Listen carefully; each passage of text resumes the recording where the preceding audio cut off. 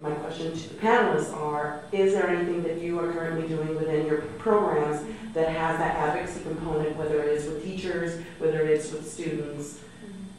So, who would like to answer that? I can start. I just wanted to say that I fully agree, and something that we talk about and observed a lot. You know, I think there's a tendency to want to wait for an invitation to the table.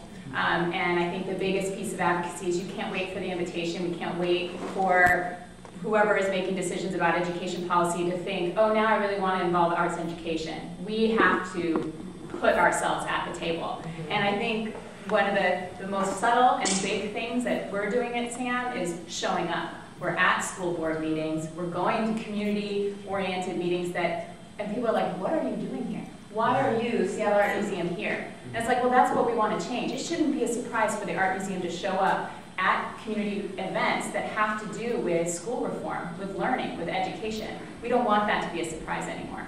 So that's not a big programmatic change, but it's a huge kind of social and contextual change for the museum to start doing that, and it's really important. And so that's just one way. I think it's showing up, being there, being at the meetings that are not always just about the arts. You know, we're really good at going to the arts meetings and talking to ourselves.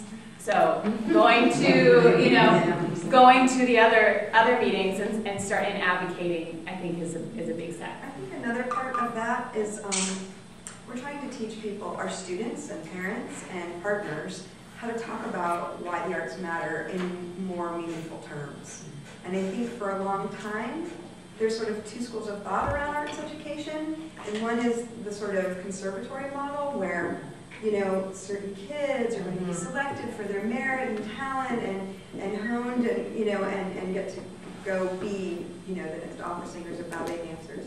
And there will always be mastery, and that's an important thing for some young people who see that as a life goal to have the resources to be able to pursue that, right?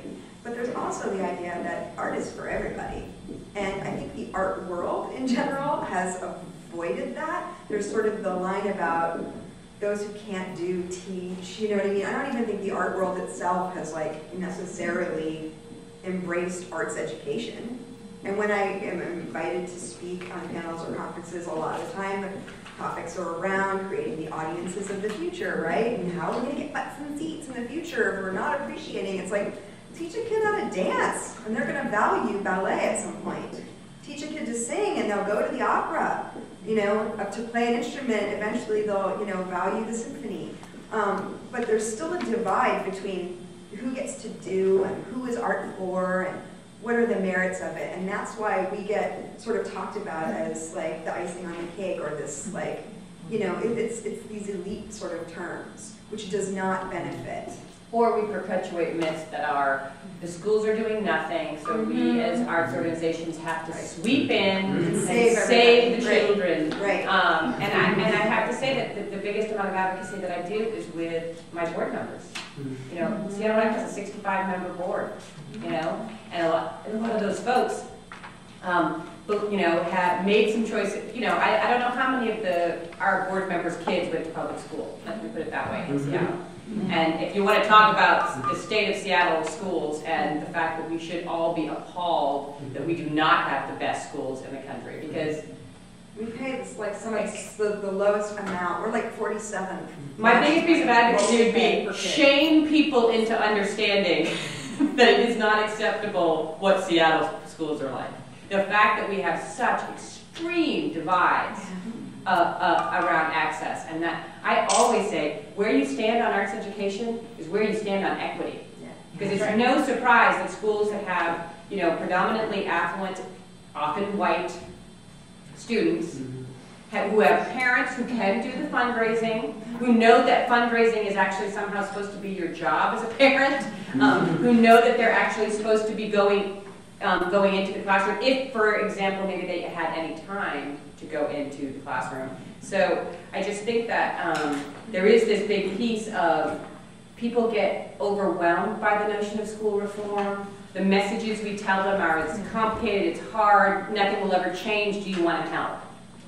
No, I don't want to do that. That sounds, so I think that there is this need to really change how we talk about what the role is of community members in making us have strong schools, of which the arts have got to be part, because by definition a strong school is not a strong school without the arts. I'll also add that a lot in low-income schools where we're working, a lot of parents have bought the line that they need to remove some of the arts so that there can be more time for standardized testing.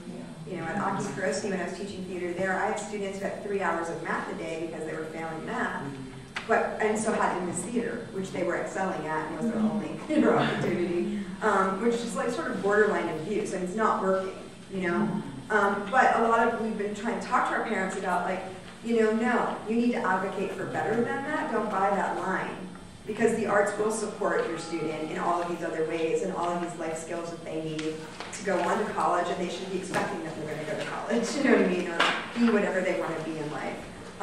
So that's a hard one too. Yeah, I'm curious, can you talk about like what your mechanisms are for actually engaging with parents? Is it sort of kind of a one-on-one kind of grassroots thing, or is it more organized and more structured? We've been trying to utilize our events because it's really the only time to see parents. So we've been intentionally creating sort of fact sheets about what's going on and what you can do. We have also been putting together slideshows of facts at our events. So every one of our events starts with slideshows about classes and the reasons why arts matter, statistics about our state, about schools that they're in, and ways that they can get involved. And really, because we're a partner of schools and after-school partners, you know, we don't see parents every day necessarily. So that's been something that's working well. We also do surveys or ask lots of questions and then have them like win stuff like raffles and stuff like that at events, and that works really well. Wow.